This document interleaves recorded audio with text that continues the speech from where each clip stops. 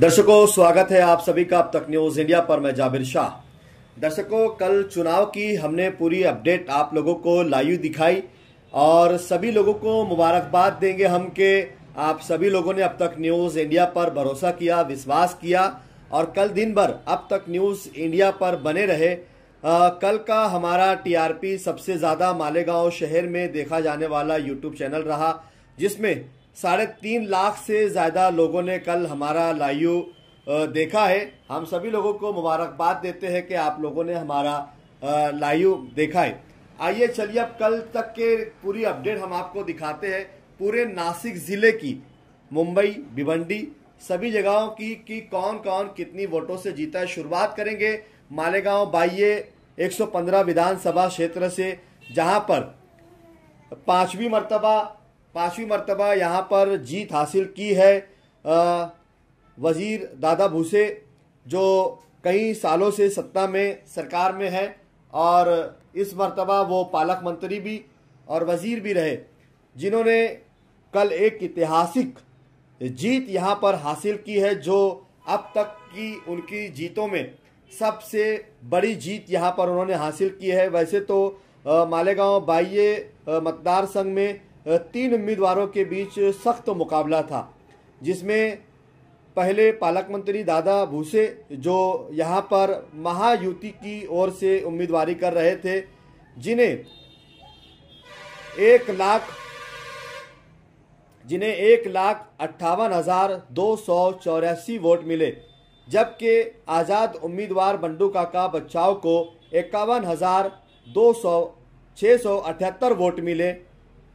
तो वहीं India alliance के तीसरे उम्मीदवार डॉक्टर अद्वय हीरे को यहाँ सिर्फ 39,843 वोटों पर ही समझौता करना पड़ा।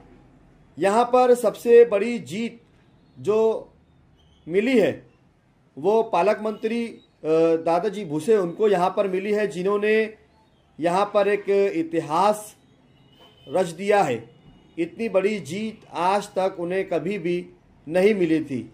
तो वहीं आइए बात करेंगे दूसरी जानिब, जहां पर मालेगांव मध्य में भी मुकाबला काफ़ी दिलचस्प और काफ़ी ख़तरनाक रहा, जहां पर सीधा मुकाबला सिर्फ 2 लोगों में था, शेख आसिफ और मुफ्ती मोहम्मद इस्माइल कासमी के बीच यहाँ पर मुकाबला आराई हुई और इस मुकाबले में यहाँ पर जीत हासिल की है मुफ्ती मोहम्मद इस्माइल कासमी, जो MIM पार्टी के उम्मीदवार थे।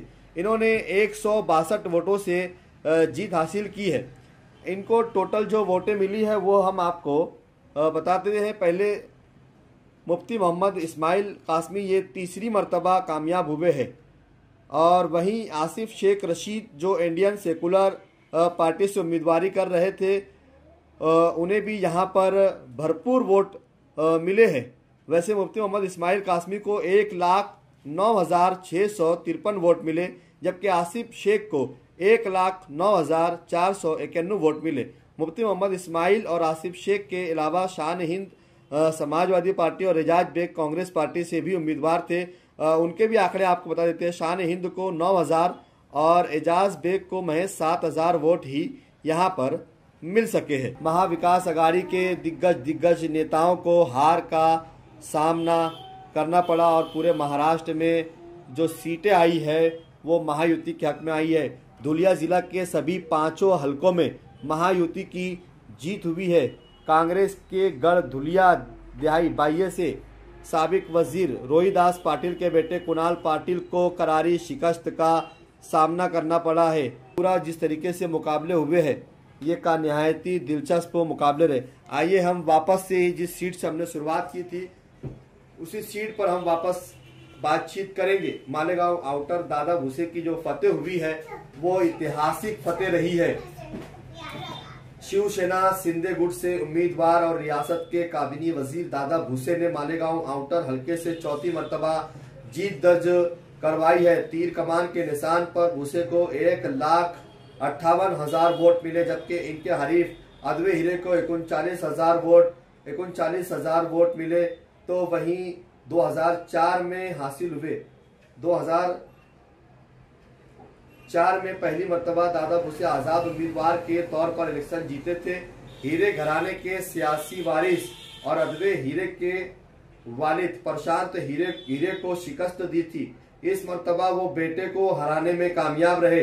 हालिया इलेक्शन में आजाद उम्मीदवार के तौर पर किस्मत आजमाने वाले प्रमोद बंडू काका को 51,768 वोट मिले। वो इस मुकाबले में दुआम नंबर पर रहे। वाजे रहे कि आउटर हल्के से 17 उम्मीदवार मैदान में थे, लेकिन असल मुकाबला दादा भूसे और हीरे के दरमियान था। लेकिन नताइज ने आजाद उम्मीदवार काका को शिवसेना उद्धव के उम्मीदवार हीरे से ज्यादा वोटों का हकदार साबित कर दिया। लेकिन हम ये कहेंगे कि जीत कर आने वाले को ही बाजीगर कहा जाता है, जीतने वाला ही होता है सिकंदर।